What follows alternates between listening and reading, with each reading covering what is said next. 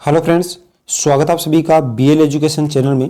दोस्तों, आज की इस वीडियो में हम बात करेंगे भारत में पाई जाने वाली विभिन्न मिट्टियों के बारे में। देखिए फ्रेंड्स, इससे पहले मिट्टियों से संबंधित एक वीडियो ऑलरेडी बना दिया गया है। अगर आपने वो वीडियो नहीं देखा तो वीडियो के नीचे आपको डिस्क्रिप्शन में इसका लिंक मिल जाएगा या फिर ऊपर आई बटन में आपको वीडियो की लिंक दिखाई दे रही होगी, तो आप वहाँ से देख सकते हैं। इससे पहले वाली वीडियो में हमने जलोढ़ मिट्टी और काली मिट्टी की डिटेल से हमने चर्चा कर ली थी। आज के इस वीडियो में हम बात करेंगे लाल एवं पीली मिट्टी के बारे में। तो चलिए आज का वीडियो शुरू करते हैं। चलिए अब बात करते हैं फ्रेंड्स तीसरी मिट्टी, जिसका नाम है लाल और पीली मिट्टी। जैसा कि आप मानचित्र में देख सकते हो, ये जो मिट्टी है वो कैसी है, लाल और पीली मृदा। देखिए फ्रेंड्स, इस मिट्टी का जो निर्माण होता है वो कायांतरित सेलों के टूट फूट होने से इन मिट्टी का क्या होता है, निर्माण होता है। कौन सी का, लाल और पीली मिट्टी का। इस प्रकार की मिट्टी में लोहा और सिलिका की जो मात्रा होती है वो सबसे ज्यादा पाई जाती है। इसके साथ ही लाल मिट्टी दक्कन के पठार के पूर्व और दक्षिण में पाई जाती है, मतलब छत्तीसगढ़, उड़ीसा, कर्नाटक, इसके साथ ही आंध्र प्रदेश, तमिलनाडु, झारखंड और नागालैंड में प्रमुख रूप से पाई जाती है। कौन सी मिट्टी, लाल और पीली मिट्टी।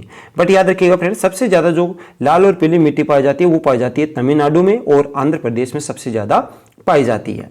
अब देखिए फ्रेंड्स, इसका जो रंग लाल होता है वो किसकी वजह से होता है, तो इस मिट्टी में फेरिक ऑक्साइड पाया जाता है और फेरिक ऑक्साइड की उपस्थिति की वजह से ही इसका जो रंग होता है वो रंग कैसा होता है, लाल होता है। तो फेरिक ऑक्साइड की उपस्थिति के कारण ही इसका जो रंग होता है वो रंग होता है लाल। अब देखिए फ्रेंड्स, जब ये मिट्टी जल को सोखती है, मतलब जल योजित अवस्था में होती है, तब ये कैसी दिखाई देती है, पीली दिखाई देती है। पहले तो ये किस कलर की होती है, लाल कलर की, लेकिन इसमें जैसे ही जल समाहित होता है, यानी कि इसमें जल मिलाया जाता है, तो ये किस कलर की दिखाई देती है, पीली कलर की दिखाई देती है। इस तरह से लाल कलर इसका फेरिक ऑक्साइड की वजह से दिखाई देता है और पीला कलर जैसे ही लाल मिट्टी में जल योजित होता है उसके बाद में इसका रंग जो दिखाई देता है वो कैसा दिखाई देता है, पीला दिखाई देता है। इसीलिए इसे लाल और पीली मृदा के नाम से जाना जाता है।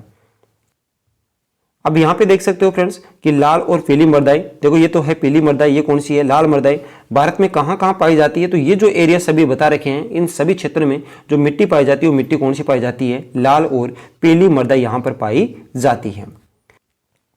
अब देखिए फ्रेंड्स, इस मिट्टी में नाइट्रोजन और हुमस की मात्रा कम होती है और प्राय बंजर भूमि के रूप में ये दिखाई देती है। तो इस मिट्टी में नाइट्रोजन और हुमस की कमी पाई जाती है और ये जो भूमि है वो कैसे दिखती है, बंजर भूमि के रूप में दिखाई देती है।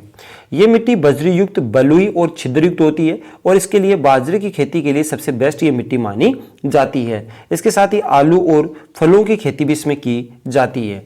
तो बाजरे की, इसके साथ ही आलू की और फलों की जो खेती की जाती है उसके लिए सबसे अच्छी जो मिट्टी मानी गई है वो मानी गई है लाल और पीली मिट्टी, क्योंकि ये मिट्टी बजरी युक्त होती है, बलुई होती है और इसके साथ ही छिद्रयुक्त ये मिट्टी होती है। चलिए अब बात करते हैं फ्रेंड्स लेटेराइट मिट्टी। जैसे कि आप मानचित्र में देख सकते हो, ये जो मिट्टी है वो कौन सी है, लेटेराइट मिट्टी है। फ्रेंड्स याद रखिएगा, लेटेराइट जो मृदा है उस लेटेराइट मृदा को मखरली मिट्टी के नाम से भी जाना जाता है। तो लेटेराइट मृदा को किस नाम से जाना जाता है, मखरली मिट्टी।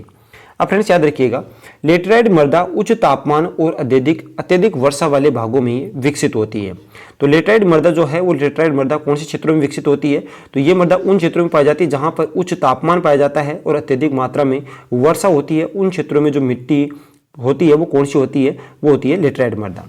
ध्यान रखिएगा, ये अत्यधिक निक्षालन के कारण इस मिट्टी का क्या हुआ है, निर्माण हुआ है।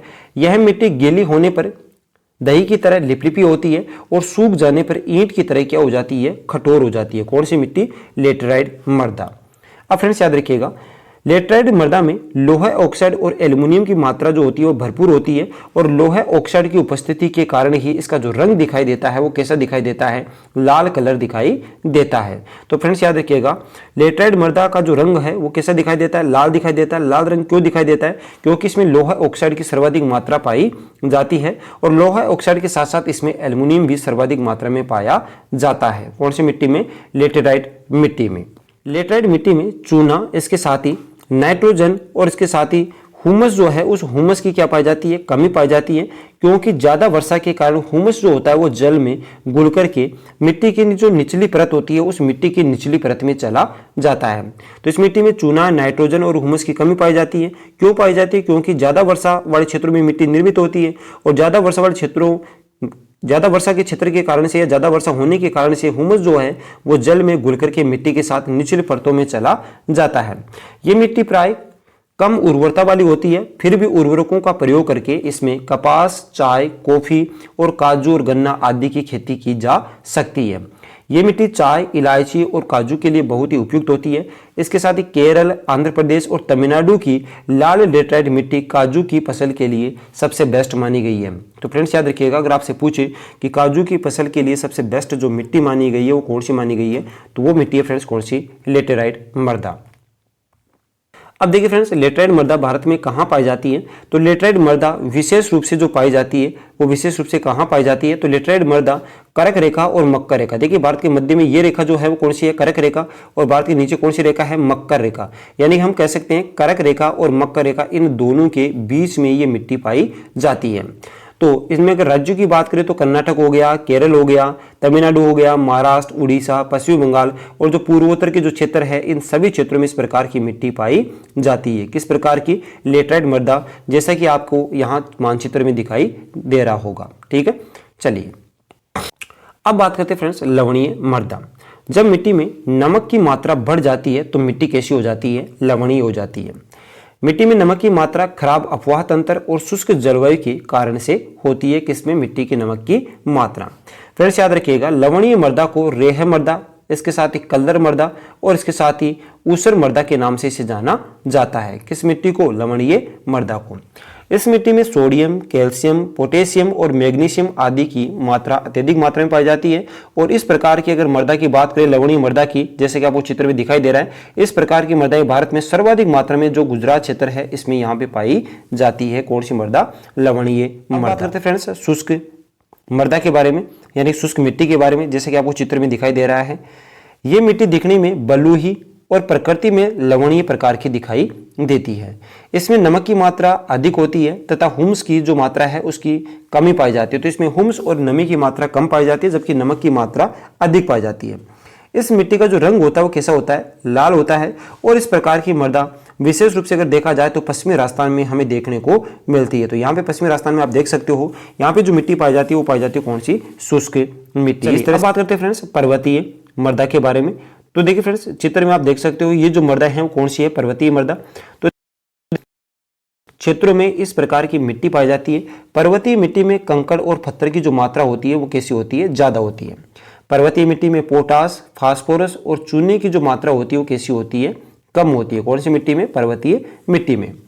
पहाड़ी क्षेत्रों में खास करके बागवानी कृषि में चाय की खेती की जाती है। तो सबसे ज़्यादा अगर पर्वतीय क्षेत्र की अगर बात करें तो इस पर्वतीय क्षेत्र की मिट्टी में जो खेती की जाती है वो किसकी की जाती है, चाय की। पहाड़ी क्षेत्रों में ही झूम खेती की जाती है। और फ्रेंड्स याद रखिएगा, झूम खेती सर्वाधिक मात्रा में जो की जाती है वो भारत में कहाँ की जाती है, नागालैंड में की जाती है। पर्वतीय क्षेत्रों में सर्वाधिक मात्रा में गर्म मसालों की क्या की जाती है, खेती की जाती है। पर्वतीय खेती कहाँ की जाती है, तो आप यहाँ पे मानचित्र में देख सकते हो, इन सभी क्षेत्रों में पर्वतीय खेती या पर्वतीय मिट्टी पाई जाती है। बात करते हैं फ्रेंड्स पिटमय मृदा के बारे में। तो देखिए फ्रेंड्स, पिटमय मृदा, इसे दलदली मिट्टी और जैविक मिट्टी भी कहा जाता है। तो इस तरह से पिटमय मृदा को अन्य किस नाम से जाना जाता है, तो इसे दलदली मिट्टी और जैविक मृदा के नाम से भी जाना जाता है। ये मृदा भारी वर्षा और उच्च आर्द्रता वाले क्षेत्रों में पाई जाती है। किस प्रकार की, पिटमय मृदा। जैव पदार्थों की अधिकता के कारण मिट्टी में हुमस और जैव तत्व पर्याप्त मात्रा में उपस्थित होते हैं और ये मिट्टी गाढ़े काले रंग की दिखाई देती है। भारत में ये मिट्टी कहाँ कहाँ पाई जाती है, तो भारत में दलदली मिट्टी का क्षेत्र अगर देखें तो केरल, इसके साथ ही उत्तराखंड एवं पश्चिमी बंगाल में पाई जाती है। इस मृदा का सबसे बड़ा गुण है कि इसमें जीवाश्म की प्रचुरता होती है। इसी कारण इस मिट्टी को जैव मृदा के नाम से भी जाना जाता है। कौन सी मृदा को, पिटमय मृदा को। तो पिटमय मृदा कहाँ कहाँ पाई जाती है, भारत में देख सकते हो मानचित्र में। तो ये मिट्टी जो पाई जाती है वो केरल में पाई जाती है। इसके साथ ही यहाँ पे उत्तराखंड देख सकते हो। इसके साथ ही यहाँ पश्चिम बंगाल है और इसके साथ जो मिट्टी है वो पाई जाती है। किस प्रकार की, पिटमय मृदा। अब बात करते हैं फ्रेंड्स कि भारत में मिट्टी के विस्तार का क्रम कौन सा है, यानी सबसे ज्यादा कौन सी मिट्टी पाई जाती है, फिर कौन सी पाई जाती है। तो देखिए फ्रेंड्स, भारत में सबसे ज्यादा जो मिट्टी पाई जाती है वो मिट्टी पाई जाती है जलोढ़ मिट्टी।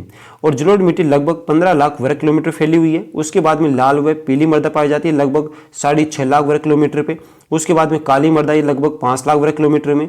उसके बाद में लेटराइट मृदा लगभग 1.2 लाख वर्ग किलोमीटर में। बाकी देखा जाए तो अन्य मृदाएं पाई जाती है। तो अगर इनका क्रम पूछे भाई सबसे ज़्यादा कौन सी पाई जाती है, फिर कम कौन सी पाई जाती है, तो सबसे ज़्यादा जलोढ़, जलोढ़ के बाद में लाल और पीली, उसके बाद में काली और इसके बाद में लेटराइट मृदा पाई जाती है। अब फ्रेंड्स बात करते हैं मृदा अपरदन। तो मिट्टी की प्रमुख समस्याओं में से ये एक है। तो देखिए फ्रेंड्स, मृदा अपरदन जो होता है, मृदा क्षेत्रों में वनस्पतियों के यानी प्लांट्स के नहीं होने के कारण प्राकृतिक कारणों से चलते जब मृदा खंडित हो और टूट फूट कर बह जाती है तो इसे ही बोला जाता है मृदा अपरदन। तो कहने मतलब ये कि मिट्टी का कटाव होना ही सीधी भाषा में हम कह सकते हैं मिट्टी का क्या कहलाता है, अपरदन कहलाता है। जैसा कि आप चित्र में यहाँ पर देख सकते हो, ये मिट्टी का क्या हो रहा है, अपरदन हो रहा है। किसकी वजह से? जल की वजह से। तो जल की वजह से, वायु के माध्यम से, हिमानियों के माध्यम से, इन सभी के माध्यम से मिट्टी का क्या होता है, अपरदन होता है। तो कुल मिलाकर के अपरदन का मतलब होता है कि मृदा क्षेत्र में वनस्पति यानी कि प्लांट्स के नहीं होने के कारण प्राकृतिक कारणों के चलते जब मृदा खंडित हो, टूट टूट कर जब बह जाती है तो इसे ही बोला जाता है मृदा अपरदन। अब बात करते हैं कि मृदा अपरदन के कौन कौन से कारण हैं।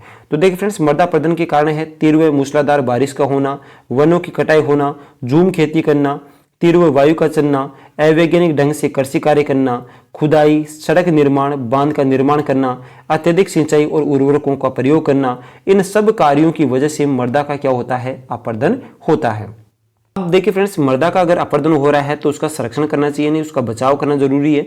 तो मृदा का उचित मात्रा में बचाव करना ही क्या कहलाता है, मृदा संरक्षण।